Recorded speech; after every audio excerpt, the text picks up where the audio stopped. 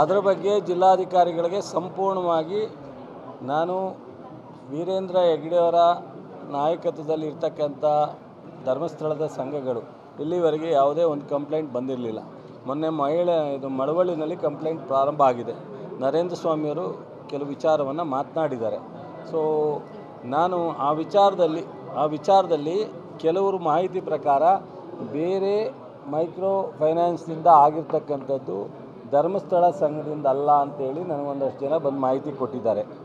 ಮತ್ತು ಇವರು ಆ ಥರದ ಸುಸ್ತಿ ಬಡ್ಡಿ ಇನ್ನೊಂದು ಹಾಕಿ ಒತ್ತಡ ಮಾಡಿ ಆ ಥರದ ಸನ್ನಿವೇಶ ನಾವು ಮಾಡ್ತಾಯಿಲ್ಲ ಅಂತ ಸಂಘದವ್ರು ಹೇಳಿದ್ದಾರೆ.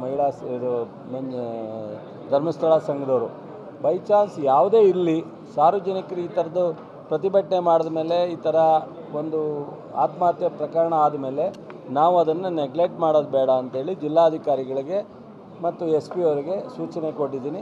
ಸಂಪೂರ್ಣವಾಗಿ ಇದು ಯಾವ ರೀತಿ ನಡೀತು, ಆ ಅಮ್ಮ ಆತ್ಮಹತ್ಯೆ ಮಾಡ್ಕೊಳ್ಳಿಕ್ಕೆ ಕಾರಣ ಏನು, ಮತ್ತು ಬೇರೆ ಒಳನಲ್ಲಿ ಮೊನ್ನೆ ಯಾರು ಪ್ರತಿಭಟನೆ ಮಾಡಿದ್ದಾರೆ ಆ ವಿಷಯ, ಇನ್ನೂ ಬೇರೆ ಸಂಘದಲ್ಲಿ ಅವ್ರು ಲೋನ್ ತೊಗೊಂಡಿರೋದು ಹೆಂಗೆ, ಯಾವ ಥರ ಅಂತೇಳಿ ಅದನ್ನು ಸಂಪೂರ್ಣವಾಗಿ ವರದಿ ಕೇಳಿದ್ದೀನಿ. ಬಂದ ಮೇಲೆ ಮಾತಾಡ್ತೀನಿ. So one nation one election ಬಗ್ಗೆ ಅವರು ಕ್ಯಾಬಿನೆಟಲ್ಲಿ ಮಾಡಬೇಕು ಅಂತೇಳಿ ನಿರ್ಧಾರವನ್ನು ಮಾಡ್ಕೊಂಡಿದ್ದಾರೆ.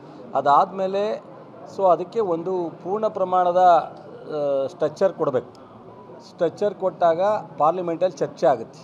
ಸೊ ಹೇಗೆ ಈಗ ಒಂದಷ್ಟು ಎಲೆಕ್ಷನ್ ಅರ್ಲಿ ಇದ್ದಾವೆ, ಇದಿದ್ದಾರೆ, ಇವರು ಡೇಟ್ ಫಿಕ್ಸ್ ಮಾಡಬೇಕಾಗುತ್ತೆ. ಆ ಡೇಟ್ಗಿಂತ ಮೊದಲು ಎಷ್ಟಿದ್ದಾವೆ, ಲಾಟಲ್ಲಿ ಎಷ್ಟಿದ್ದಾವೆ.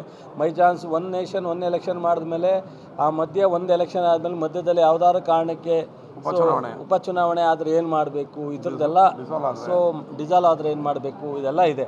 ಅದರಿಂದ ಅದನ್ನೆಲ್ಲ ಕ್ಯಾಬಿನೆಟ್ಗೆ ಇದು ಸಬ್ಜೆಕ್ಟನ್ನು ಪಾರ್ಲಿಮೆಂಟಿಗೆ ತಂದಾಗ ನಮ್ಮದು ಅಲ್ಲಿ ನ್ಯಾಷನಲ್ ಪಾರ್ಟಿ ಅಪೋಸಿಷನಲ್ಲಿದೆ, ನಮ್ಮ ನಾಯಕರಿದ್ದಾರೆ, ಚರ್ಚೆ ಆಗುತ್ತೆ. ನಂತರ ಅದು ತೀರ್ಮಾನಕ್ಕೆ ಹೋಗಬೇಕಾಗುತ್ತೆ. ನಾನು ಇವತ್ತೇ ಅದ್ರ ಒಪಿನಿಯನ್ ಕೊಡ್ತಕ್ಕಂಥ ಸೂಕ್ತ.